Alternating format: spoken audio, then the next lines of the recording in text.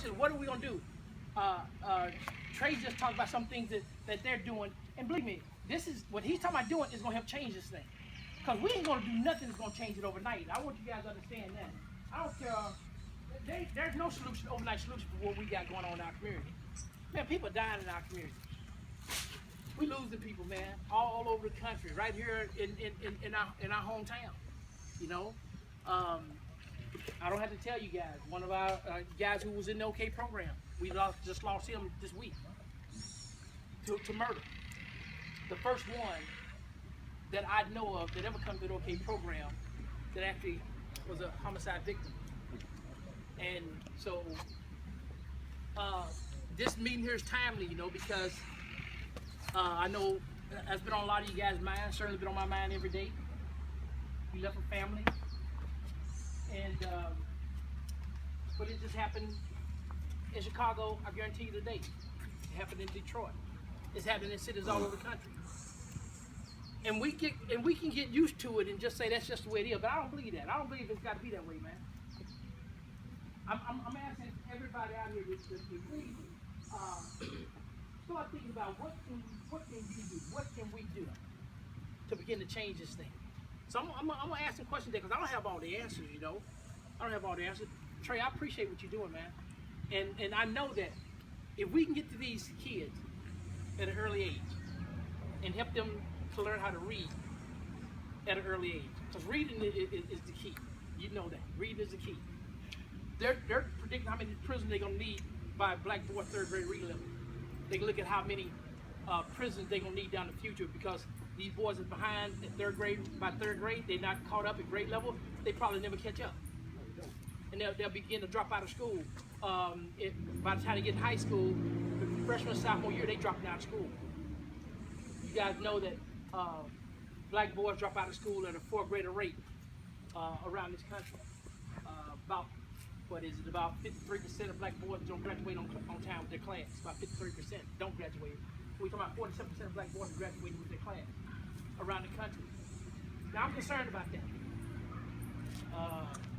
Homicides, no one calls it death for Black males in this country between ages of 15 and 34 years old.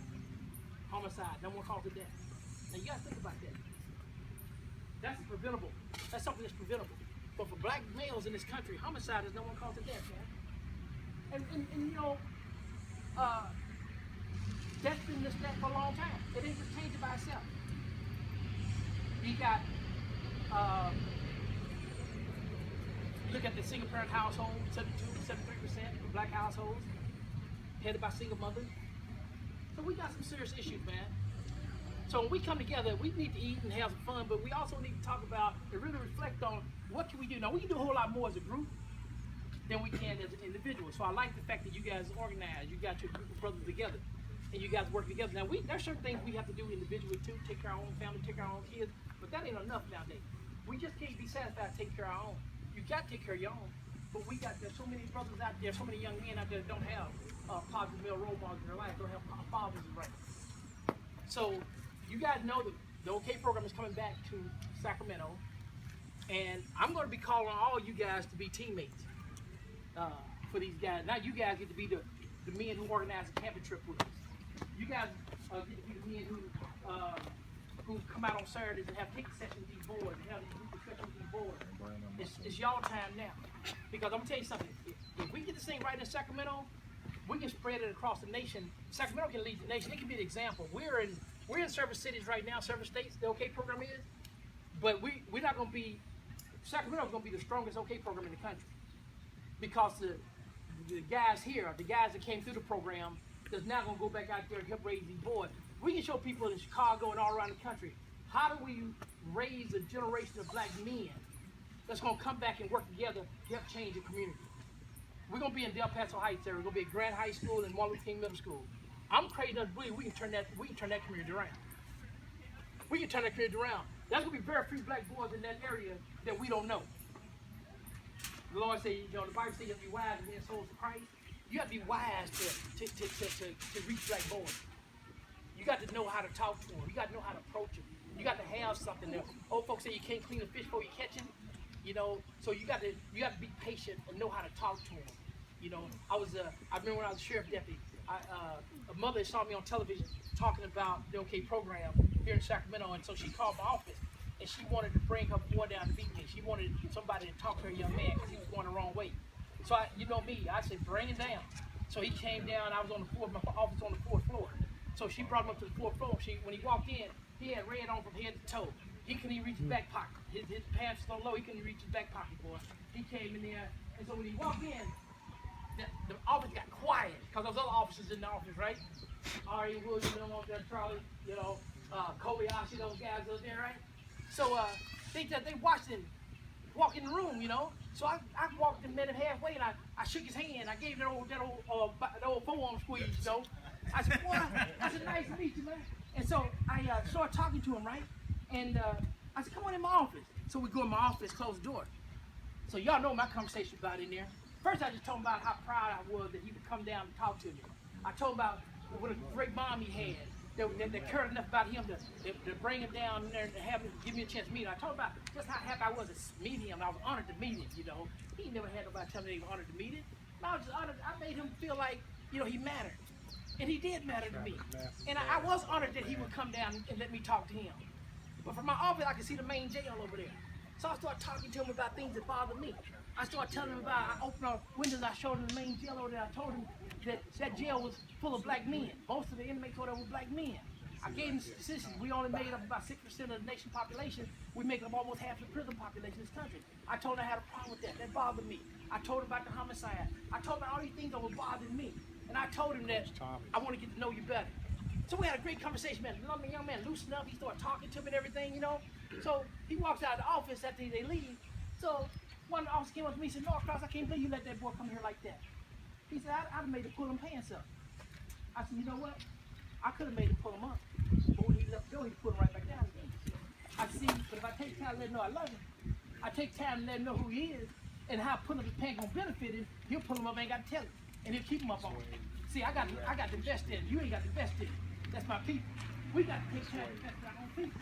We can't treat them like everybody else treats them. And so y'all know that.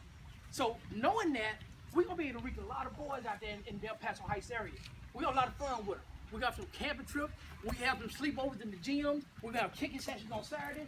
We're going to have some Disneyland trip. We're going to have a lot of fun with them boys. But in the process, we're going to be raising some men. We're going to change that community. And we're going to use this community as an example around the country that black men don't have to sit around and wait on somebody else to do something for us that we know we need to do for ourselves. I was telling something in a little while ago. I don't believe they're doing nothing. I don't believe they're doing nothing for nobody that they ain't willing to do for themselves. No, that's right. That's right. Now I didn't say can't do for themselves. So I don't want y'all to go out there and misquote them. Right. I said ain't willing to do for themselves. Because if you can't do it for yourself, I won't jump in and help you out. But we haven't demonstrated that we're willing to change our own community. Because we're too individual. We think as an individual.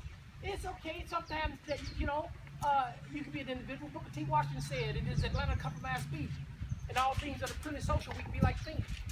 Yet like the hand in all things that are essential toward our mutual progress. In other words, I don't need my whole hand to pick my nose. I just need a finger. Fingers are independent. So in all things that are purely social, we can be like fingers. Yet like the hand, and sometimes we need to work like the hand. We need to work together when there's things that affect our mutual progress. And there's some things that affect our mutual progress as black men. I can't do it by myself. I shouldn't have to do it by myself. I got men out here now. You guys are men now. You're as much man you ever get. You're going to get older, but you ain't going to get to be no more man than you are now. You're man. You're a grown man. Every last one of you. You with you, Dep? Yeah, I need you, brother. I need you. I'm crazy enough to believe that we can change the nation. I'm crazy enough to believe that. The civil rights movement started somewhere with somebody. Somebody believed that they could change and make it better for us today. We don't think about them often now. We don't even know their names now. But there were some people in Alabama in 1955, little old lady named Rosa Parks, refused to give up a seat, sparked the whole civil rights movement. Them folk came together and they believed that they could make it better for us today, and they have. And a lot of us don't appreciate it. We don't talk about it. We want to forget about it. Don't even talk about it. Don't even think about it. But it hadn't been for those people, we wouldn't be where we are today. We wouldn't have the opportunities we have today. I'm indebted to them. I don't know about you, but I feel a great debt. I feel a great debt. I can't pay them, but I can pay it forward. I can pay to somebody else. Man, look here. I'm gonna tell y'all something. I don't know if you do, but if you do, don't stop feeling any guilt at all about doing something for yourself and your people. Stop feeling like you got to explain it to everybody all the time. Stop feeling like people gonna look at you and think you're being partial for your own people. Everybody got a concern for their own people. But black folks sometimes feel like we got to be careful how we do something for ourselves. There's a lot of folks out there that ain't black folks waiting on us to do something for ourselves. And they don't have no problem with it. And the ones who do have a problem with it, that's their problem. They have another motive. It ain't got to do with not liking nobody else. Love everybody. But have a special concern for your own people, man. Because there's some things we got to take care of. Can nobody take care of this for us? Ain't nobody going to cavalry ain't coming, brother. We the one we're waiting on. Ain't nobody going to stop black boys from killing each other. Who going to stop it? Tell me. Who else going to stop it? Now, I've been thinking about this thing. Now, y'all come up with somebody and tell me. I'll go ask them to do it. Ain't nobody going to stop black boys from killing each other but black men. We the only one can do it. But we can't do it just passing by. We got to get involved in these boys' lives, man. I don't know nothing else no more important. I want to see the day when grandma can sit on the porch again. I don't have to worry about a stray bullet knocking her out of her chair. I want to see a day where people can put their kids in the bassinet and don't have to worry about a bullet coming through the wall and killing the baby in the crib at the hands of another black man. Folks in Chicago, they don't know what to do. They scared to death. Black folks scared of each other. How did it get that way, man? It didn't used to be that way. It didn't used to be that way. How in the world can you be okay with that? How can anybody out here be okay with that? How can anybody out here just don't even think about it? So I'm gonna ask y'all. I'm gonna ask you again. Who gonna change it? Gotta be us. It's gotta be us. Well, let me ask you another question. Because some people don't even, who don't think it can be changed?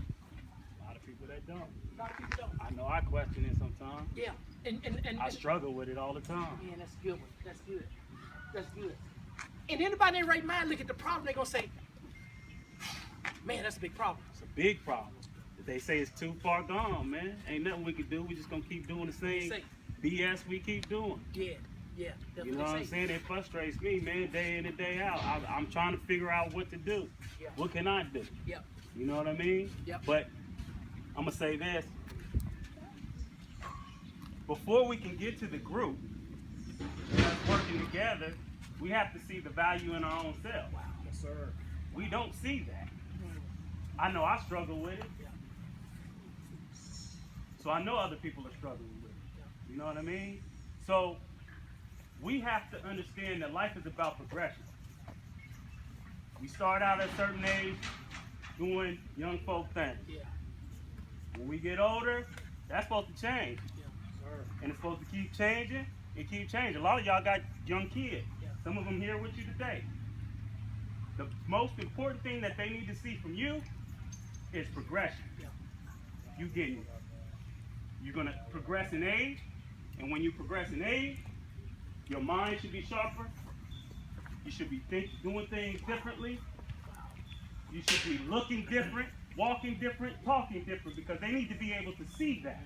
Because they're going to do exactly what you promote to them. And a lot of us, we go out, we kick it. It's cool to have a good time, but a lot of the things that we do, we send a message to them saying that this is what it is. This is what y'all need to do. And they follow in our footsteps at a young age. Yeah. We got kids walking around with guns, Yeah. thinking it's cool. That is beyond me, bro. Like, I don't get it. We should have no value for life. We have no value for each other. Like I was just telling my lady the other day, we were riding through here. It's changed a lot since the OK program ain't been here. Yeah. Mm-hmm. Amen. A lot, man. I'm just riding through. I'm not here every day. But the things that I see, I'm like, oh, no, it's not the same place. No. Without the presence of the OK program. But I get frustrated, man. I talk to my mother about this all the time, man. She's with me. She's tired of seeing us dying. Yeah. Sometimes I just want to say, man, bump my job.